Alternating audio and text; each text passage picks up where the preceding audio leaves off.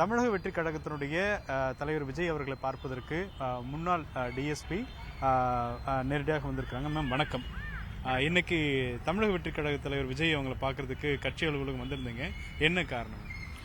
கடந்த 5 ஆண்டுகளுக்கு மேல் காங்கிரஸ் கட்சியில் சேர்ந்து நான் பணிபுரிந்தேன். எனக்கு அங்கே செயலாளர் பதவி கொடுத்துருந்தாங்க. நான் கட்சியில் சிறப்பாக பணியாற்றினேன். அங்கே ஒரு எம்எல்ஏ எலெக்ஷன் பார்த்தேன், ஒரு எம்பி எலெக்ஷன் பார்த்தேன். நம்ம இளந்தலைவர் ராகுல் காந்தி அவர்கள் போன ஜோடா யாத்திராவுக்கு நான் கன்னியாகுமரி வரையும் நான் போனேன். ஆனாலும் எனக்கு ஏன் நான் காங்கிரஸை விட்டு வந்தேன் அப்படின்னு சொன்னால், தலைவர் ராகுல் அந்த கொலை குற்றவாளிகளை, ராஜீவ்காந்தி பாம் பிளாஸ்ட்ல ஈடுபட்ட அந்த கொலை குற்றவாளிகளை அவங்க ரொம்ப பாராட்டுறாங்க. அது எனக்கு விருப்பம் இல்லை. ஆனால் நான் அதில் பாதிக்கப்பட்டவங்களுக்கு தெரியும். அந்த கொலைக்கார கும்பலை இவங்க பாராட்டுவது, அவங்களுக்கு மன்னிப்பு கொடுப்பது, இதெல்லாம் மனதுக்கு வேதனையாக இருக்குது. அதனால் நான் காங்கிரஸ் கட்சியில் தொடர்ந்து பணியாற்ற விருப்பம் இல்லாத வந்துட்டேன். இன்னைக்கு ராஜினாமா பண்ணியாச்சு. இன்னைக்கு இளைய தளபதி அவர்கள் ஒரு புதிய கட்சி ஆரம்பிச்சிருக்காங்க. அந்த கட்சியில் இளைஞர்கள் முக்கால்வாசி ஒரு புதிய மாற்றம் வேணும். ஏன்னா கடந்த 50 ஆண்டுகளாக தமிழகத்தில் நம்முடைய ஏடிஎம்கே டிஎம்கே இவங்க ஆண்டிருக்காங்க. ஆனாலும் இன்னைக்கு இருக்கக்கூடிய இளம் தலைமுறை தலைவர்கள் ஒரு புதிய ஒரு மாற்றம் வேணும் அப்படின்னு சொல்லிட்டு நினைக்கிறாங்க. அதனால எனக்கும் என்னோட அனுபவத்தில், என்னோட காவல்துறையில் அனுபவத்தில் உங்களுக்கு தெரியும், நான் அடிக்கடி சொல்வேன், நான் லஞ்சமே வாங்கினதில்லைன்னு சொல்லிட்டு. இன்னைக்கு இளைய தளபதி அவர்கள் சொல்றாங்க ஊழல் இருக்கக்கூடாது, அதே மாதிரி வாரிசு அரசியல் இருக்கக்கூடாதுன்னு சொன்னாங்க. அந்த கட்சியோட சேர்ந்து இன்னைக்கு நம்முடைய தமிழகத்துக்காக இளம் அந்த சந்ததிகளோட சேர்ந்து நான் பணியாற்றணும்னு விருப்பப்பட்டு இன்னைக்கு இளைய தளபதி அவர்களை பார்க்க நான் அவரோட ஆஃபீஸ்க்கு போனேன்.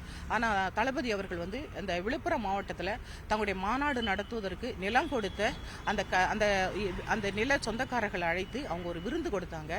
அது ரொம்ப பாராட்டுக்குரியது. ஒரு நன்றி சொல்வதுங்கிறது, அவர் ஒரு அன்னைக்கு அந்த நிலத்துக்காக அவருக்கு வேண்டிய அந்த குத்தகையோ அல்ல எவ்வளோ அவங்க பணம் கேட்டாங்களோ கொடுத்துட்டாங்க. ஆனாலும் அவங்களை கூப்பிட்டு அவங்களுக்கு நன்றி சொல்லணுங்கிறது ஒரு பெரிய விசேஷமான ஒரு காரியமாக நான் நினைக்கிறேன். அதனால இன்னைக்கு அவர்கள் ஒரு நன்றி மறக்காத நிச்சயமா ஒரு தலைவர். தமிழக மக்கள் நீங்க ஓட்டு போட்டு அவரை தேர்ந்தெடுத்தா நிச்சயமா மக்களுக்கு அவர் என்ன சொன்னாரோ அதை செய்வாருங்கிறது இந்த விருந்துல இருந்து நான் பார்த்துட்டேன். எனக்கு ரொம்ப மகிழ்ச்சியா இருந்துச்சு.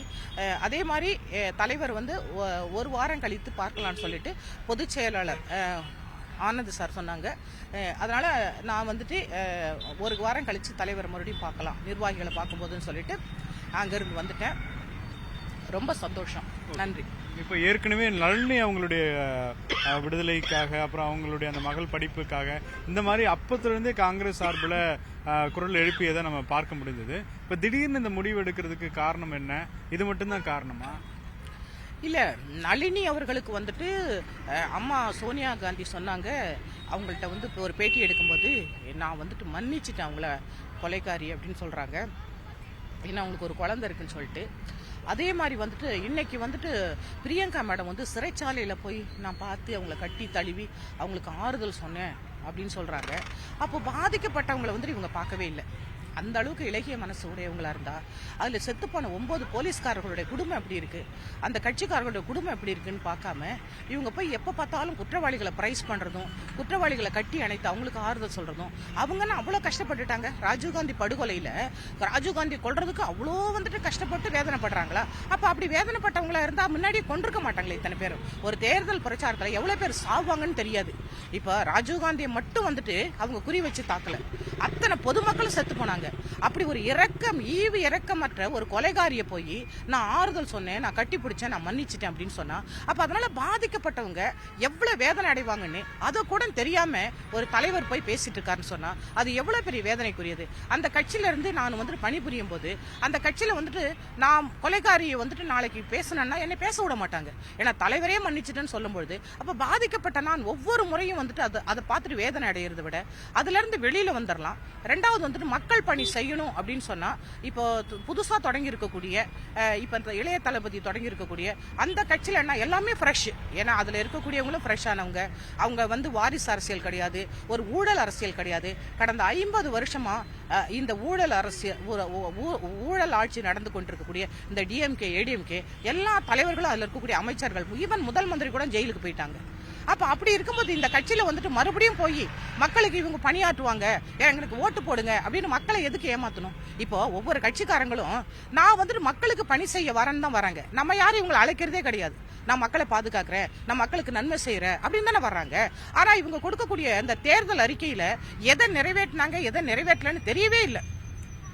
அதனால வந்துட்டு நமக்கு வந்து எல்லாமே ஒரு கண்கட்டி வித்தியா இருக்குது. மறுபடியும் வராங்க, ஓட்டு கேட்கறாங்க, அவங்க என்ன பண்றாங்கன்னே புரியல. இன்னைக்கு வந்து ஒரு சொட்டு சாராயம் இருக்காதுன்னு சொன்னாரு, படிப்படியா நாங்க வந்து அந்த டாஸ்மாக் கடையை மூடுவோம்னு சொன்னாரு சிஎம். எந்த கடை மூடினாரு எந்த கடை மூடலன்னு கூட தெரியவே இல்லை. மறுபடியும் வந்து ஓட்டு கேட்டா அப்ப அந்த மக்கள்கிட்ட அவங்க ஏன் போய் பேசுறாங்க? அவ்வளவு பெரிய ஒரு சிஎம் ஏன் போய் பேசுறாங்க? நம்ம கேட்டோமா? இல்ல அந்த கடையை மூடுங்கன்னு யாராவது மக்கள் கேட்டாங்களா? எதுவுமே இல்ல. இவங்களே சொல்ல வேண்டியது, இவங்களே வந்து போய் பேச வேண்டியது. அப்ப இதெல்லாம் பார்க்கும்பொழுது நிச்சயமா ஒரு ஃப்ரெஷ் பிளட் இந்த பாலிடிக்ஸ்க்கு வரட்டும். அவரோட நம்ம பயணிப்போம். அவருக்காக போய் நம்ம கூட இருந்து அவர் என்ன கொள்கை வச்சிருக்காரோ அது நல்லா இருக்கு, அவரோட பயணித்து இந்த இளைஞர்களோட நம்ம இந்த பணி செய்வோம் மக்களுக்காக அப்படின்னு சொல்லிட்டு தான் இந்த கட்சியில நான் இன்னைக்கு வரேன்.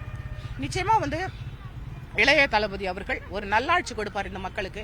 அதனால மக்களே, உங்களுக்கு ஒரு மாற்றம் வேணும், உங்களுக்கு இந்த தமிழ்நாட்டுக்கு நன்மை வேணும்னு சொன்னா நிச்சயமா நீங்க நம்மளோட இளைய தளபதி விஜய் சாரை வந்து ஆதரிச்சு நீங்க ஓட்டு போடுங்க. நிச்சயமா வந்துட்டு ஒரு நல்லாட்சி கொடுப்பாரு. அதனால நான் மக்கள்கிட்ட வேண்டிக்கிறது இதுதான்.